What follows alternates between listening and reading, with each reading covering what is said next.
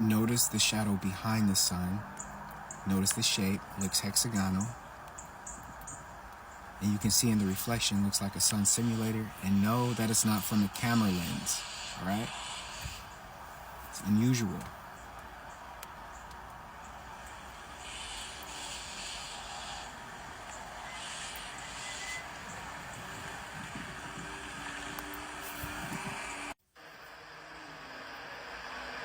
Alright, so I saw your post about the sun and the honeycomb nature of the simulated one. So I decided to come out here today and video what I saw from Arizona. And it looks like there's two freaking suns. I mean, it is super bright out. And my lens flare is showing too. So I'm not entirely sure if that actually means we have two suns, but just kind of found it interesting and thought I would share. Alright, so at first it looks completely normal. And then you zoom in.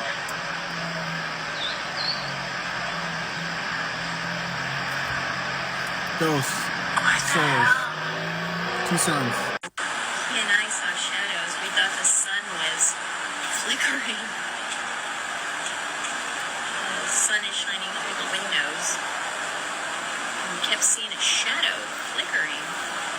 And when you look at the sun, you can't see the flag. When you put it in the camera, you can't. You guys, what is this? What is that? I'm out here on my walk. I've cleaned my lens like 7 times. I don't know why it looks like... Hello? Am I tripping? What is that? I'm not tripping. Can someone in the comments explain, please? A few things, all right?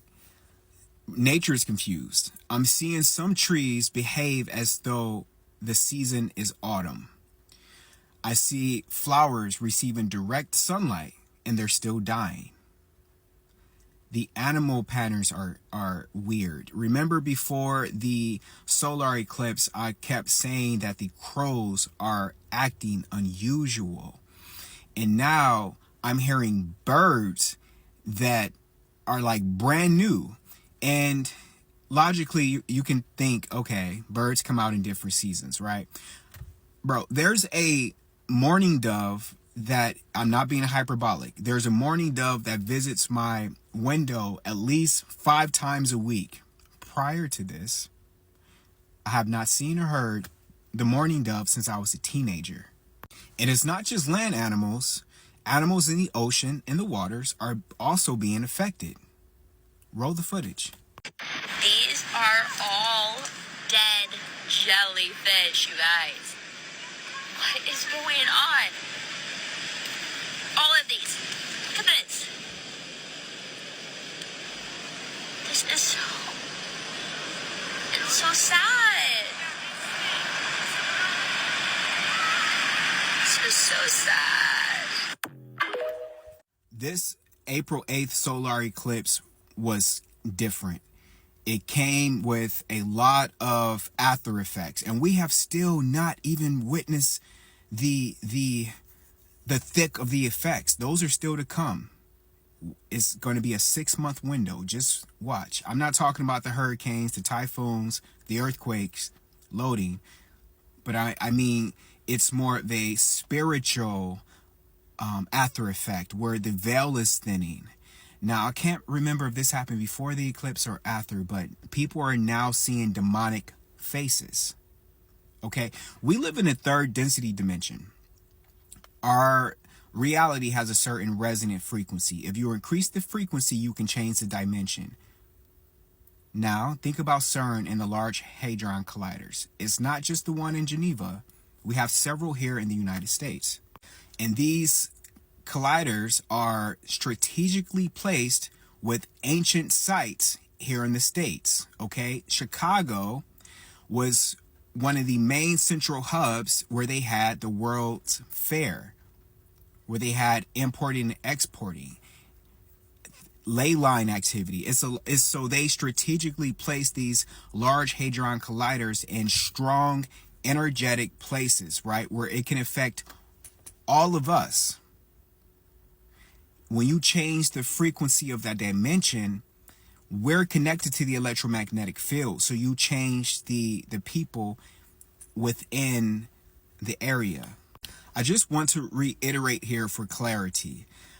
Operation Fishbowl, you can see here, was a series of high altitude nuclear tests in 1962. They tried to blow up the firmament. Okay, that happened in 1962. The Sun Simulator patent happened 3 years later, 1965. Now, the Velila that you saw, the millions of Velila that were dead in the ocean, those could have been due to electromagnetic shock. The luminaries above us, the sun and moon, they operate off of electromagnetic frequencies, energy. Everything in our reality is connected to electromagnetic energy. Your body, your vessel is ran off of electromagnetic energy. Your cells generate electricity, right? So that's why we had a strong, I think they called it like electromagnetic storm, like before the eclipse, and then the sun and the moon got a lot brighter. They were being charged. Okay. The moon and the sun never retrograde.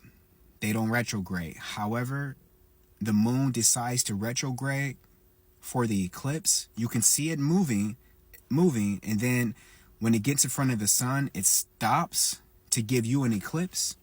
Now, I'm only using the moon because that's what they tell us an eclipse was, but you all know that was not the moon in front of the sun for the solar eclipse. Matter of fact, the sun looked self-eclipsed, like it was holographic in nature. Like you can see it looked like a slideshow. Like you had a perfect circle that was supposed to be the sun, and then you just had this shape that was supposed to be the moon just sliding in like a projector. It stopped, gave you a perfect ring, right? And then it kept moving. Our very sky is holographic in nature.